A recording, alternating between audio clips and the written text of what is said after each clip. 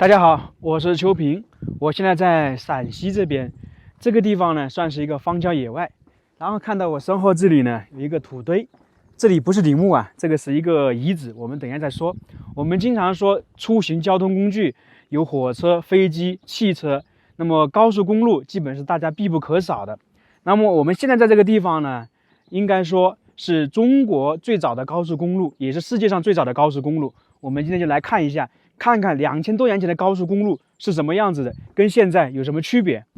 首先我们看到这个地方是哪里呢？甘泉宫，大家看影视剧经常应该会了解吧。汉武帝经常说我要去那个甘泉宫度假，就我们常说的清朝有个避暑山庄一样的。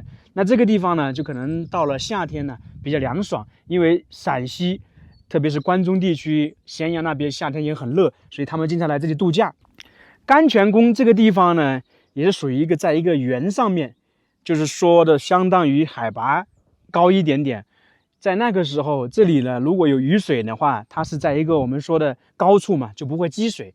古代修建，特别是这种宫殿的，它都是有那个设计，有选址，都是不一样的，不可能选洼地，一般选高地。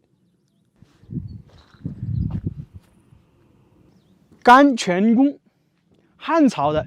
也就是说，这个地方2000多年，甘泉宫是汉朝的说法，但是呢，这个宫殿在秦朝都有。那秦朝是叫什么？叫灵光宫。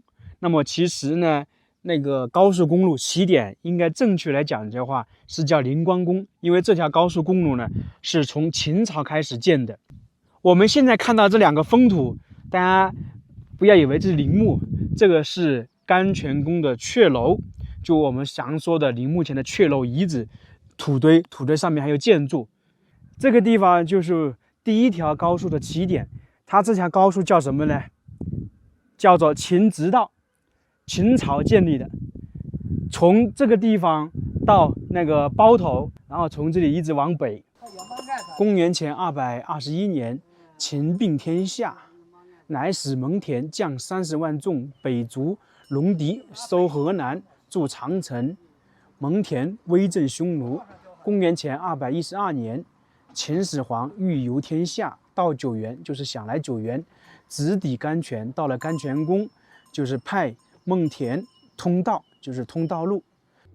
故而秦直道就是这么由来的。秦直道起点，秦始皇统一之后，他有很多措施，我们说的统一度量衡，统一文字。还有呢，修饰驰道，修饰直道，就是为了便于统治需要嘛。所以当时他的措施很多都是到现在来看都是了不起的。那这个地方呢，也就是为了防范北边的匈奴而修建的嘛。就是说，从这个地方我们说的有什么事情可以快速的到达那边，并且它这个直道啊，中间有很多我们说的，像我们现在说的服务区、驿站一样的。这个秦直道是修建于公元前212年，当时说法是秦始皇统一6国之后，是阻止和防范北国匈奴的侵扰，所以命令蒙恬率30万大军，用2年时间修这条直道。为什么说2年呢？因为从开始修到蒙恬去世的时候，刚好是2年时间。因为秦始皇去世之后，福亥登基，蒙恬呢被福亥赐死，所以呢，当时就是修了2年。它是从咸阳的灵光宫到内蒙古包头九原郡一条长达700多公里的一条军事要道，整体呢南北相直，故称直道。这条线路其实还是比较复杂的，因为路线地形复杂，道路险峻，工程呢进展比较缓慢。到蒙恬去世的时候还没有完全修完成，秦2世继位之后仍然修建这个驰道。那么这个驰道修建完成之后，沿用了很长时间，一直到清朝之前还在使用，到清朝逐渐废弃。秦直道巧妙地利用了陕西、甘肃以及内蒙古南部黄土高原特有的地形地貌，建成了中国古代少有的沿山脊和高地选线的国家级交通大道。那么秦直道主要经过哪些地方呢？它是从陕西淳化北部的秦灵光宫及汉朝的甘泉宫北门开始。我们可以看到它的起点离它那个北门是很相近的，沿旬邑、甘肃正宁陕西黄陵的子午岭向北，经富县、甘泉、自丹、安塞、榆林等地，沿路到内蒙古。所以从地图上看，我们也能够发现，它这条直道、这条高速公路是比较直的，大家发现没有？所以大概秦直道就是这么由来的。我们现在再来去看一看秦直道的起点，它那里还有一些其他的特殊之处，并且还有一些其他的东西，我们可以看一看。这个地方就是秦直道的起点，明显的它这里有很多沟壑，而且很深，因为经过2000多年，这个地方呢可能冲刷就变成这个样子。因为这个地方属于甘泉宫遗址啊，它整个这一座山呢是有一个坡度，所以一下雨的话，我们前面那里就是甘泉山，那水一直往下流到我们现在这个地方，可能就变成一个沟壑了。当然，也有一些专家认为这些沟壑不是秦直道的起点，而是在其他大概隔了几百米的距离。但是经过认证，这里确实是秦直道的起点。这个沟壑很深，我刚才仔细看了一下，有些深度的话，等一下带大家近距离看一下这个秦直道的沟壑是什么样子的。秦直道遗址全国重点文物保护单位。其实这个秦直道有很多故事，像张骞出使西域，当时最开始也是从这里走的，然后后面王昭君出塞也是从这里最开始的。我们现在是站在这个直道旁边，大家看一下它这个高速公路的内部结构是什么样子的。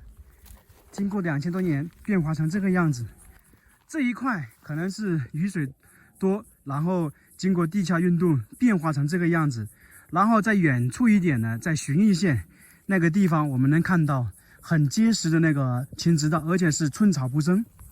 现在这两边都是属于我们说的农田，我们再往前走一走，看一看。因为起点先探寻一下起点，然后再看看中途的是什么样子。我们在这个地方看一下，它整个秦直道，我们打个比方说，这个土呢是有秦朝的，有汉朝的，还有唐朝的。因为经过秦直道用了差不多2000多年，那每个时期都会修，都会处理整修，那么自然而然我们说的最底下的土呢，可能就是秦朝的，然后每个朝代的土都在上面有痕迹，因为这个也是经过考古专家认证的，其实很多地方都有。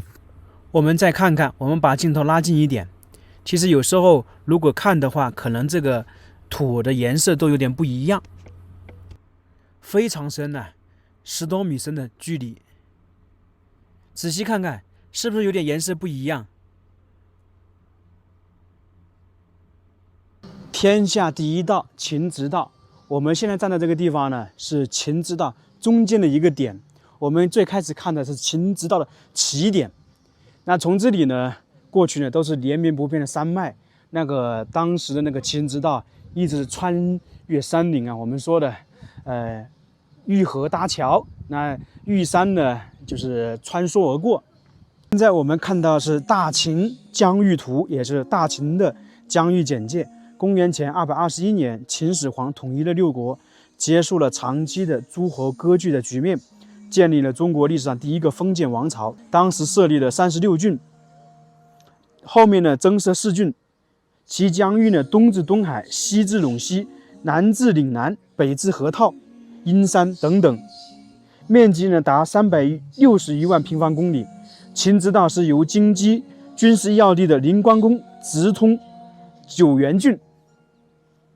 我们看到这里是什么？这个就是秦朝的兵士，秦朝的部队。那这个地方呢是做了一些雕塑啊，后面有一匹马车，这里呢代表着秦始皇出巡，那可能是从九原郡返回咸阳。因为秦始皇一生的话经常巡游，他那个巡游不是去玩，是为了我们说的视察，然后呢稳固他的统治。看看这些兵士，就我们常说的像兵马俑一样的，看一下，都是一样的，因为那个时候兵士穿的服装都是统一样的盔甲。它这个盔甲我们也讲解一下，不是铁的，就是兵士的大部分就是那个皮甲或者其他的，而将军呢可能才有那个铁或者铜那些，因为那个时候的生产工艺还远远达不到全部的士兵穿那个我们说铁的盔甲，大家要了解一下。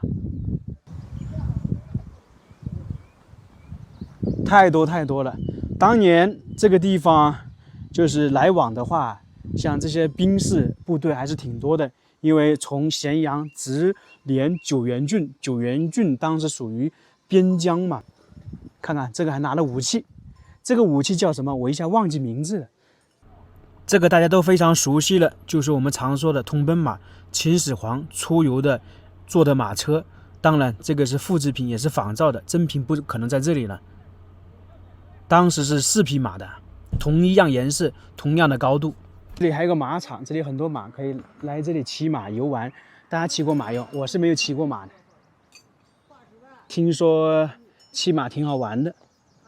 我们继续看一下秦直道这个地方。经过2000多年，你看看土地上面还是很难长起东西，这个就证明当时秦直道修建的非常好啊。我们说了，经过2000多年，这个道路基本上还是完好的，而且呢，没有我们像说的一个东西荒废了，然后那个长草长树。它这里呢，打个比方说，经历了2000多年，估计再经历1000多年，变化也不是太大。这么小的马。这第一次看见，我南方人很少看到马。哦，对，不是第一次看到马，是这么小的第一次看到。第一次看见。嗯，这是给小孩骑的是吧？小孩骑的。嗯，这是小矮马。小矮马，它就是它只能长这么大吗？这就是长这么大。有多少年了这个马？这2年半了。2年半，就是它永远就这么大。哦，那品种不一样了这。啊，挺有意思的。跟骑马的人应该挺多的吧？哎，挺多的。嗯。这有意思。我们再看看这个小的马，刚才问了那个工作人员，它这个就是品种是这样的，大家见过没有？只能长到这么大，已经2年半了，就这么大，它以后不会长了。为什么一直会响呢？因为那个苍蝇太多，所以呢还一直摇头。这个地方山区嘛，虫子比较多。这个是什么？这是一个计时器吧，跟我们现在的手表一样的。在古代不是小时，是时辰，就是12个时辰是24个小时。这个秦兵站相当于我们说的屯兵的地方，然后呢，这个地方就是我们说的一个补给线、补给站，因为它是属于我们说的一个要道嘛，那随时随地就我们说看电视也是一样的，有驿站。打个比方说，从咸阳到九原，有我们说的公文紧急。打个比方说，秦始皇有一个紧急的诏书要给孟田，那是通过这条道路。那道路的话，那士兵骑马或者那个我们说的像邮政一样的，他不可能一直到吧，所以中间还是有休息的地方。所以大家说秦朝那个时候还是很重视的。秦始皇创造的东西太多了，了不起啊！古代的了不起。而且这个道路，我们说经过几千年还是那么好，不会长草，不会长树，证明古代的工匠太厉害了。天下第一道，这个就是天下第一条高速公路。大家有没有被秦朝这些东西震撼到了？秦朝的那个设计，秦朝的技术，秦朝的那个工匠确实了不起啊！到现在还能够保存这个样子，已经2000多年了，佩服他们，向他们致敬。